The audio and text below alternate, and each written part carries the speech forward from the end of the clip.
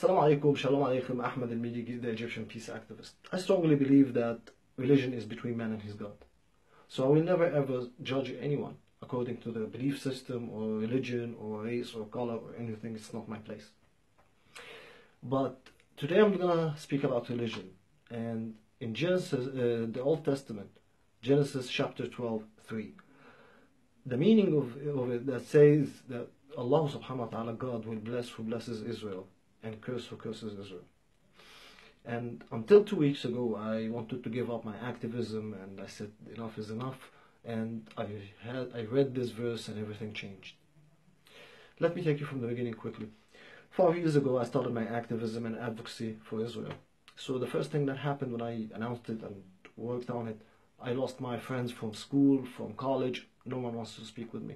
And then 4 years ago, in 2012, when Homeland Security in Egypt grabbed me and arrested me, my family, my neighbors wanted nothing to do with me. And this is one of the reasons that I had to move to Cairo, because all my neighbors hated me and was scared of me. And I cannot blame anyone for the way of thinking. But at the same time, I met wonderful, wonderful human beings, friends, who helped me with everything. Emotionally, financially, medical care, you name it.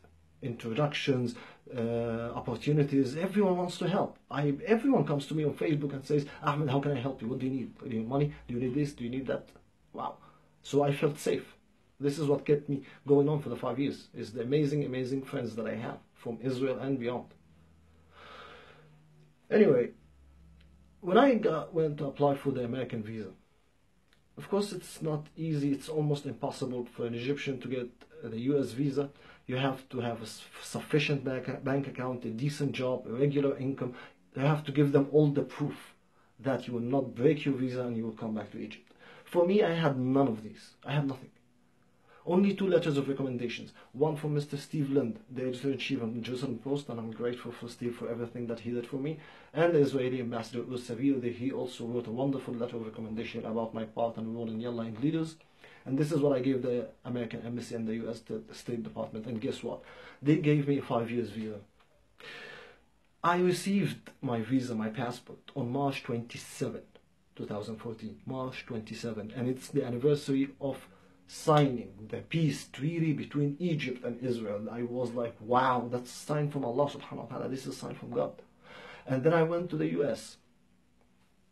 So I rented through Airbnb, you know. So I had a room, a cheap one in Brooklyn. I was happy, yeah, go to Brooklyn, you know.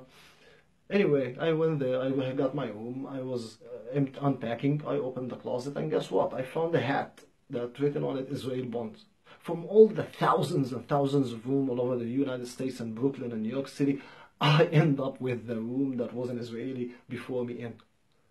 That was another sign. It's like, keep going. And it was a wonderful trip. It was successful. I've met everyone, all the organizations, you name it. And met countless friends in that trip. So this is amazing.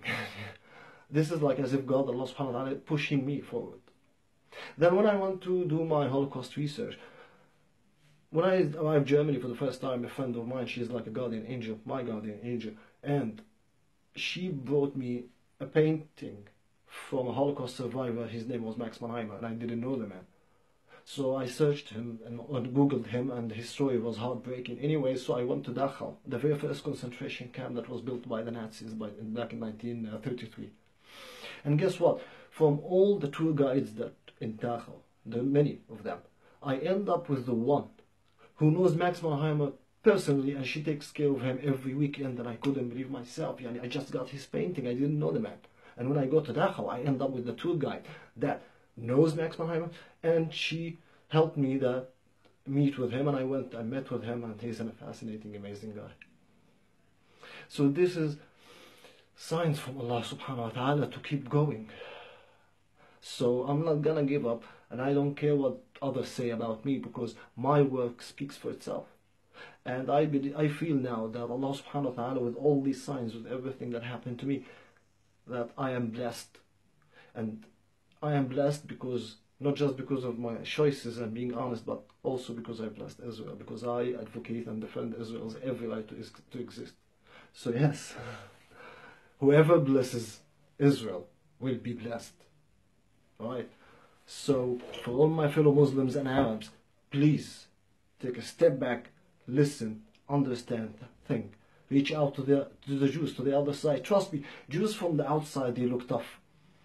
But once you get to know them, wow, gentle hearts, kind, compassionate, efficient, smart, they will help you. Please, reach out. And I tell also all the Jews and the Muslims, and to the Jews and the Israelis, all of you, reach out to the Muslims. Show them how cool you are, how kind you are. Show them how you want to live in peace, because I keep saying this for 5 years. I never met anyone who's hungry for peace and demanding peace more than the Israelis. So please, reach out to one another, okay? Assalamu alaikum, shalom alaikum, and yes, God bless Israel and her people. Assalamu alaikum. Ahmad, the Egyptian peace activist.